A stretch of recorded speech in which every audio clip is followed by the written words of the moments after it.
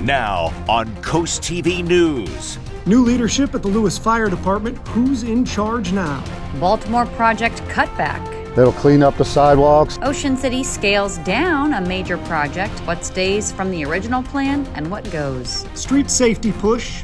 It's a danger walking out there. It really is. South Bethany eyes new changes to protect walkers and cyclists. This is Coast TV News at 6. Gregory Bennett will serve as the new president of the Lewis Fire Department. Good evening. I'm Madeline Overturf. And I'm Charlie Sakaitis. Welcome to our News at 6. Our top story tonight: after months of turmoil at the Lewis Fire Department, members have voted in new leadership. Gregory Bennett, who served as fire chief in 2024, will serve as fire president starting January 1st. In a membership vote, he beat current president Wally Evans by double the votes. Coast TV News reporter Emma Aiken is live at the Lewis Fire Department. Emma, multiple members tell you why Evans lost. Charlie, multiple members here at the Lewis Fire Department tell me Wally Evans' loss was due to how he handled controversy over this past year within the department about former fire chief Bill Buckaloo. The actual announcement surrounding new leadership came Monday night when current fire president Wally Evans told this to the Lewis City Council. I'm still going to I'll still be a volunteer.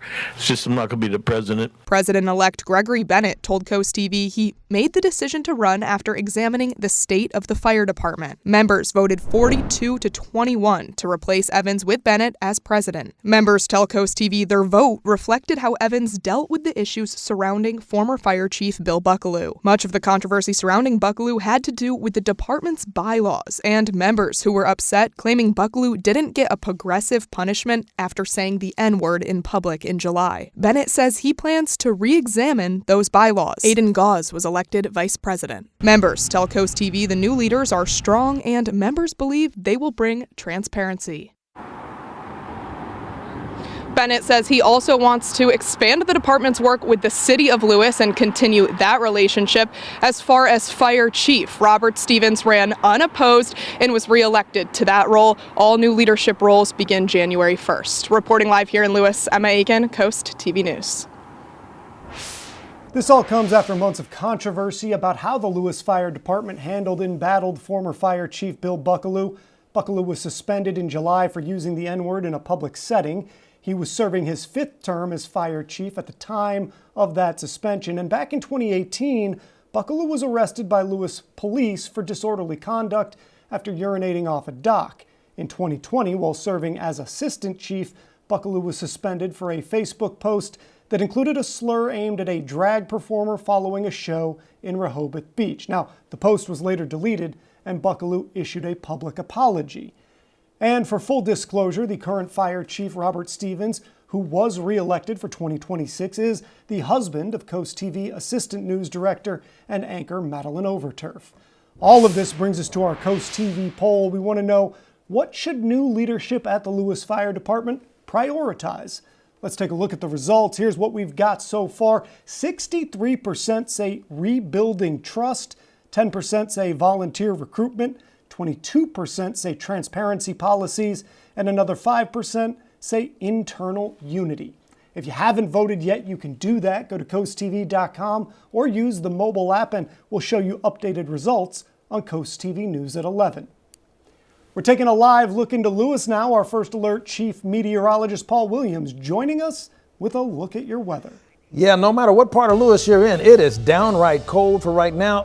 A decent chill for right now, but it's going to get crazy cold by the time we get to, let's say, Friday morning, with the winds not helping matters out at all. So in Lewis currently, we're holding at 48 degrees, which actually is going to feel balmy compared to where we're going to end up by the end of the work week. The winds right now are pushing out of the southwest at about 11 miles per hour. And the direction of those winds, that's going to be ever so helpful in our opportunity to at least try to act like we're a little comfortable during the daytime hours. We'll have cloud cover still staying on the increase, and that'll keep us a little bit warm, like a blanket on top of us. Now, that being the case, we're in the 40s just about everywhere. Now, mind you, these temperatures are a bit below the norm for this time of the year, but the winds are not hurting as badly since they're coming out of the southwest for right now. And that's what we're looking at, a 24 mile per hour wind gust, for example, in Millsboro, 22 for us at Indian River Inlet, 23 mile per hour winds out of the southwest in Ocean City. So it feels like the actual temperature for right now. We have some scattered showers making its way across the peninsula. We may see a random sprinkle. That's pretty much it. It may get a little raw in the most northern and the most southern portions of our viewing area. Aside from that, this cold front's real punch is going to be the Arctic air that's going to follow along with the movement of that. And that is going to continue to be problematic because it's going to combine with these gusty winds. Now, we still have gale force winds until about 10 o'clock for tonight. But even though that warning is going to back off, we're still staying a bit blustery and the temperatures are still dropping. And where we end up, that's where we'll go with our next weather segment. Till then, back to you. The Ocean City Town Council is scaling back on a project on Baltimore Avenue. The original plan included utility lines going underground, wider sidewalks, and more fire hydrants. But now the town only plans to do some of those things. Coast TV News reporter Kevin Zappe is live in Ocean City. Kevin, the project is still moving forward, just not all of it. Maddie, we're here along Baltimore Avenue, and the original plan was to widen these sidewalks by an extra 5 feet. But after the town saw the new estimated price tag of $44.8 million, they decided to scrap that part of the project out altogether, making the total price $25 million. According to the Ocean City manager, Terry McGeehan, the scaled back version will still include all the utility lines along Baltimore Avenue going underground, raising any side streets up to the boardwalk level, repaving the road, and replacing the sidewalk, even though they are still the same length. One homeowner likes the idea of all these poles going underground. I think it'll be beautiful. It'll clean up the sidewalks and just make this street that much more attractive. According to McGeehan, the discussion about the project has been in the works for the past 7 years. And if everything goes to plan, you could expect construction to start in fall of 2027. I'm Kevin Zappe, live in Ocean City, Coast TV News. Bethany Beach is considering pedestrian safety upgrades. The Bethany Beach Town Council meets next week to discuss 2 DelDOT contracts totaling almost $460,000 for upgrades along Route 26. The plan includes improvements at the Route 26 and Kent Avenue intersection. The town would pay about $183,000 while DelDOT manages the work and its inspections. The meeting takes place Monday at 10 a.m. A shoplifting incident today led to a police chase in the area of Coastal Highway and Cave Neck Road. That's according to Delaware State Police. Now, details are limited, but troopers say they tried to pull over a car that was involved in a shoplifting incident, but the car sped away as troopers chased them. DSP says that pursuit was ultimately canceled for the safety of other drivers. The Maryland Coastal Bays program is set to unveil the 2024 Coastal Bays Report Card. The report card grades the health of the state's 5 coastal bays along with the St. Martin River using 6 scientific indicators, combining them into an overall score. The report card will be unveiled at 2 p.m. tomorrow at Mickey Finn's in West Ocean City. Best story of the day here. Delaware Capitol Police is expanding a therapy dog program of sorts to all Delaware courthouses. Now, these dogs are trained to comfort vulnerable populations and reduce anxiety. They're called facility dogs. There's currently one in the Newcastle County Courthouse. Vin, you see him there with his handler, but soon there will be more dogs in Kent and Sussex.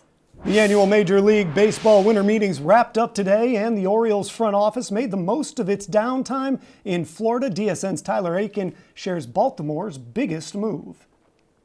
The Delmarva Sports Network from the Wawa Studios. Folks, you're probably wondering why I'm showing you a polar bear. What could that have to do with sports? Well, that's because a polar bear is coming to Baltimore.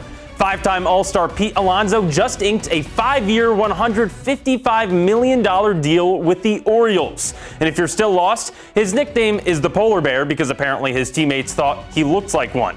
Anyways, here's what's actually important. In Alonso's 7 seasons in the majors, all with the Mets, he's been an all-star 5 times, led Major League Baseball in home runs once, paced the National League in runs batted in once, and just last year, the first baseman earned a Silver Slugger Award. Power hitting is the name of Pete's game. Since his debut in 2019, his 264 home runs are the 3rd highest mark in the majors. Unsurprisingly, Alonso has won 2 home run derby trophies so far. So you add Alonso to a Baltimore lineup that already features Gunnar Henderson, Jackson Holliday, and Adley Rutschman. Orioles fans, you've got a lot to be excited about. Plus, the O's have the 7th overall pick in the draft this summer. Enjoy the excitement and have a good night. I learned something. Polar bears. I like the polar bear thing. It's pretty good. Me as well. Well, we have a lot more news to get to this evening. Property reassessment hearings continue in Delaware when the next one happens. We are watching out for a brief sprinkle or two, but the big story is how uncomfortably unrelenting the cold is going to be by the end of the work week. But first, pathways and speeding in South Bethany back in talks, what the town is doing, and how safe people feel. When we're back in just 60 seconds.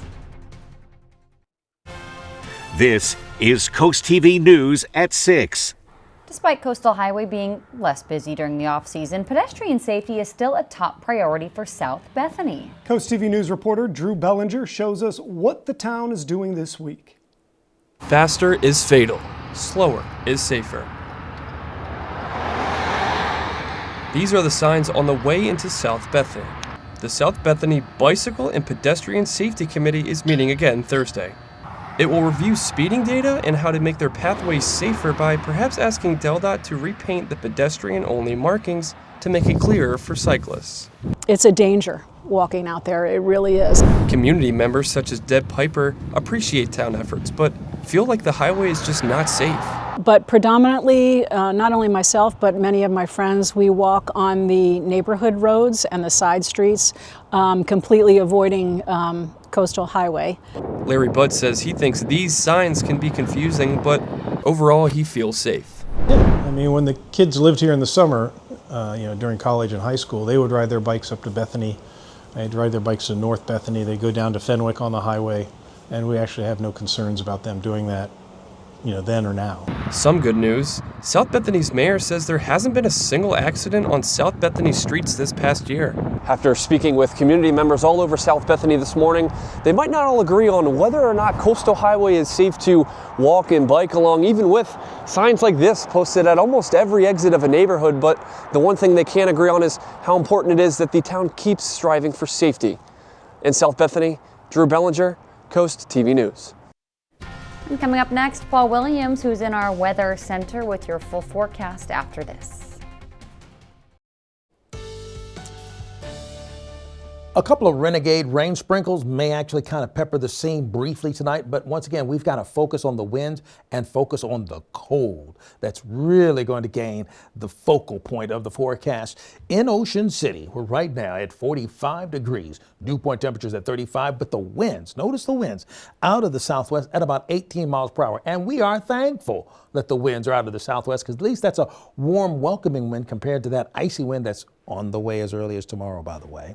So we possibly see the sprinkle by 7 o'clock in Ocean City. After that, we're looking at just mainly cloudy skies, and the cloud cover is going to keep the temperatures from dropping so dramatically overnight. So we're in the 40s, 47 in Rehoboth, 47 Millsboro, 47 Milton, and 47 in Laurel, Del Mar, and Salisbury. But the winds out of the southwest is at least, it's a gentler and kinder wind, because it's out of the southwest. But it is a little bit feisty for us in Indian River Inlet at about 25 miles per hour. So it feels like 41 Indian River Inlet, but it feels like 40 degrees right now in Georgetown. So we're not going to oversell the cold for tonight, but we got a monster of a sale on cold by the time we get to Friday.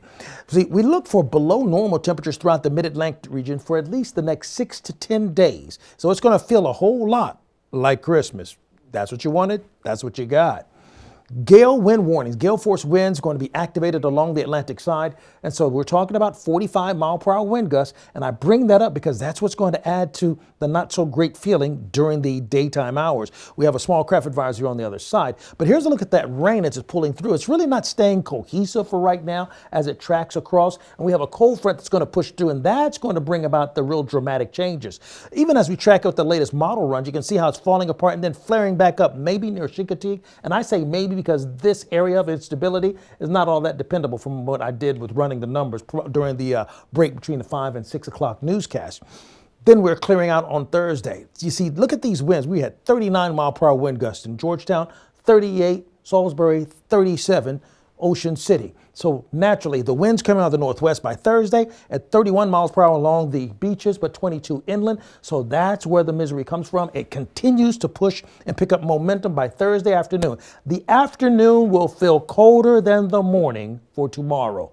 You will notice that, and then it'll back off by the time we get into the late night hours. So highs for tomorrow will be in the 30s, okay, 38, 40 degrees, but we're still looking for highs only in the near 40-degree mark with winds out of the northwest. Feeling like 19 on Thursday, 19 on Friday, and then as you go up to, let's say, the next three days, we're looking for it to maybe peak at about 48 degrees in most locations, and that's just for lucky. And one last quick note, we could see a little bit of snow try to develop on Sunday mid-morning, and then it clears out by 3 o'clock. We'll keep a close eye on that. Here's a look at your extended forecast. Paul, thank you. Delaware lawmakers are again moving forward with hearings regarding the controversial property reassessments. The next one will be held Monday, December 15th, 9 a.m. at Legislative Hall. Hearings had been put on hold because of a lawsuit that allowed Newcastle school districts to reset tax rates.